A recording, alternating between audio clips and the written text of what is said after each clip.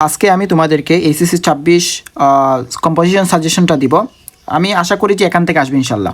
So দেখো, আমি যেগুলো নোট করছি এগুলা খুব ভেবে চিন্তে নোট করছি যাতে তোমাদের কমন পড়ে। সো দেখো, প্রথমত ওয়ান্ডার অফ মডার্ন সায়েন্সটা কিন্তু খুবই ইম্পর্ট্যান্ট, এটা আসার পসিবিলিটি আছে। দেন হচ্ছে স্টুডেন্টস অ্যান্ড সোশ্যাল সার্ভিস, এটাও ইম্পর্ট্যান্ট। আমি কিন্তু এইগুলাতে 3টা স্টার দিছি কারণ এগুলো আসার পসিবিলিটি হাই। তারপর হচ্ছে ইউর চাইল্ডহুড মেমোরিজ, এটাও তোমার ইম্পর্ট্যান্ট। এই 3টা খুবই ইম্পর্ট্যান্ট। আমি আশা করি যে এই 3টাতে যে কোনো একটা আসবে, ঠিক আছে।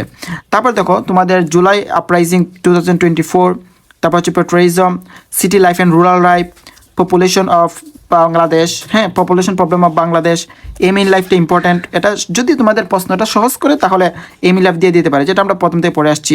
ফেভারিট হবি, তারপর unemployment problem of in Bangladesh, ঠিক আছে।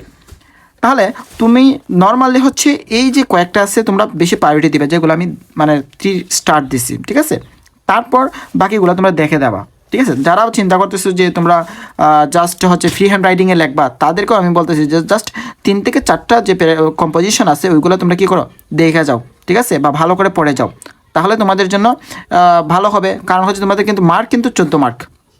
সো 14 মার্কের মধ্যে তোমার হচ্ছে ফ্রি হ্যান্ড রাইটিংয়ে যে তুমি 14 পাই যাবে তা না, কারণ তোমার হচ্ছে ওই রকম ভোকাবুলারি বা মনে করো না হচ্ছে ইনফরমেশন অ্যাড করতে হবে।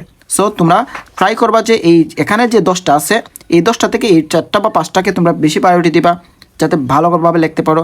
তারপর তোমাদের যদি টাইমে কভার না হয় বা প্রিপারেশন ভালোভাবে শেষ না করতে পারো তাহলে তোমরা জাস্ট এইগুলো দেখে যাবা, ঠিক আছে। এই নিচের যে কয়েকটা আছে তোমরা নর্মালি এই 3টা বা 4টাকে প্রায়োরিটি দিবা বেশি, ঠিক আছে।